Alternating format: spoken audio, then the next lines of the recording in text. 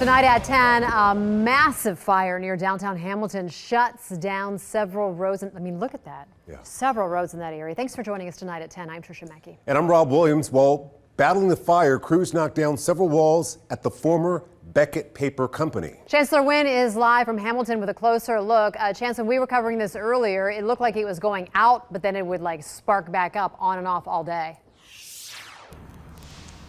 Yeah, Tricia, it's actually that concern, the little fires sparking back up. That is actually has crews right now, you can see behind me, are actually still working and monitoring this scene. You can see that crew, that little tower that's up in the sky with the little bits of lights on it. They've been actually squirting a little bit more water onto the site because the Hamilton city manager actually told us they are concerned that hot spots could form and those little fires could pop back up. But it's really, for the last few hours, we haven't seen too many flames, some small hot spots, and a lot of smoke, and you can still see that smoke right now. And I want you to take a closer look because we had our Skycam, our Fox 19 Skycam drone, giving us a better aerial video. And I want you to take a closer look at some of the sights and sounds as crews worked on this fire. Firefighters in downtown Hamilton jump into action Wednesday evening to extinguish flames at the former Beckett Paper Company site along Dayton Street. When it first started and flames was shooting out the windows way up in the sky. City Hall is just 2 blocks away, so from my office I could see the first a little bit of smoke, and it was hard to tell exactly where it was coming from. And within 5 minutes there was heavy dark smoke and fire was coming out on all floors within 10 minutes. Sky Fox 19 drone piloted by Philip Krinsky provides a bird's eye view of the fire. You can see just how large the plume of smoke is pouring from the vacant building. It's this image and the smells that linger on the mind of 11-year-old Carson Crofts. It's crazy.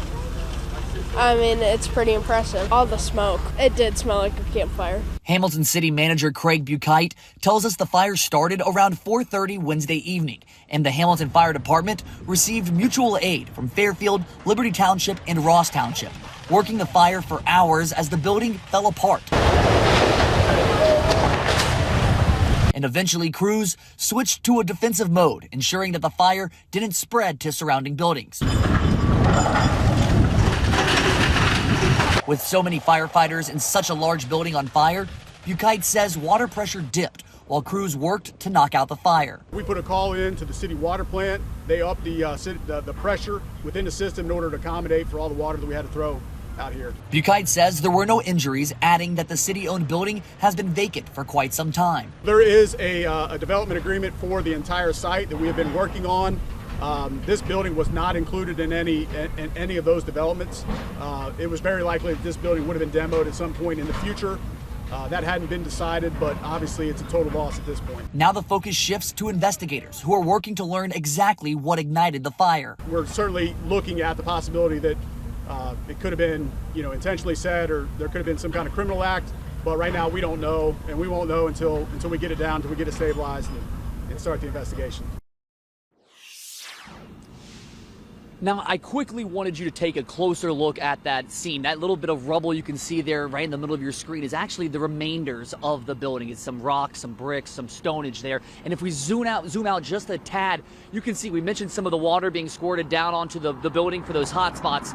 You can see from the top there, they're squirting down, letting loose a lot of water right there. But of course, this demolition has been taking place all night. We know these crews are going to be over here all night long. And we mentioned road closures as well, because that building is right on the intersection of a few different streets, one of which is Dayton Street. And Dayton Street is going to remain closed through August 8th. So we're asking drivers to avoid this area. And of course, as you heard there, the cause of the fire is still under investigation. I can point out that the city manager for Hamilton said come daylight, when crews can get a better look at the wreckage and the rubble behind us, they're going to hopefully have a better understanding as to what caused this fire. But for now, reporting live in Hamilton with photojournalist Christopher Waldman, I'm Chancellor Wynn, Fox 19 Now.